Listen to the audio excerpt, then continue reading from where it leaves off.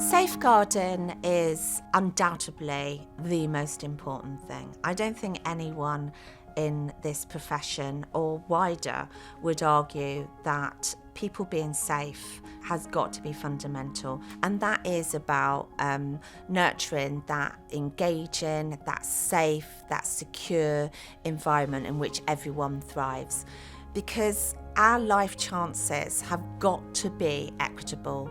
We absolutely have got to make it that every member within our organisation, whether that be the children, the staff, the adults, the families we meet, we need to be helping everyone to be successful, and that is in a caring, supportive way.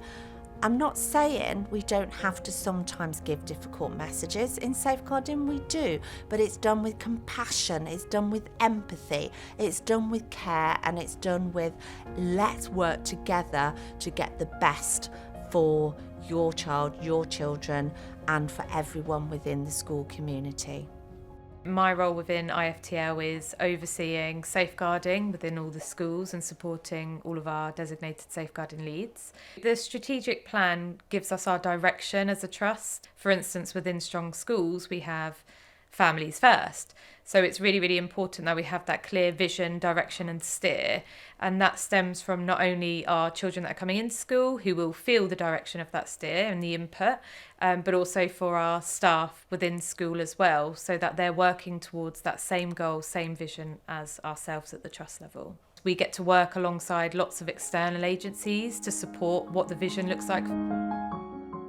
And actually the really, really positive thing about our strategy and our plans are that safeguarding is very much about preventative and using our plan to inform and drive change before we get to that reactive stage of safeguarding. We're trying to move very much away from the really reactive side and the child protection side and have a heavier focus on that kind of early intervention and early support side, which is what helps our families to thrive, it supports our children to thrive, and it enables us to build the communities around our schools. So we also have as part of our strategy the kind of adult mental health and wellbeing side of things. And it is really, really important that staff are accessing the support that they need.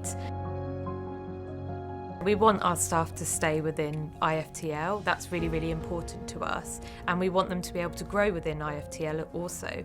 So for us, it makes sense to ensure that their wellbeing and mental health is a priority, because that will enable them to access those different courses, the different training programs, so that they can grow within their roles and access some of these senior leadership roles in years to come.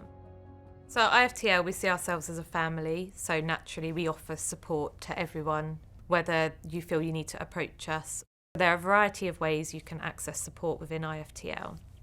In terms of your career progression, there is absolutely no barrier whether you've accessed support or not. We expect our families and our children to be so open to support. And actually, as teachers and members of the school community, what we're saying is we consider you as well. And actually, it's not a shame to access support. It's there, it's available.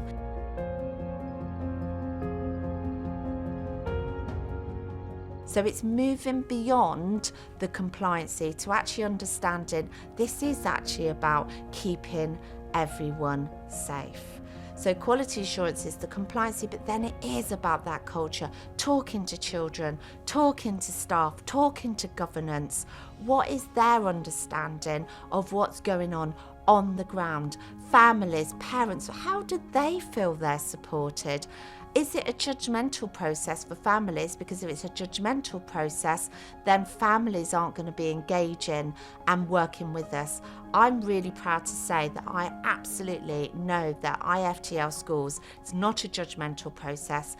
It's about supporting and working with families, because ultimately those children are with those families.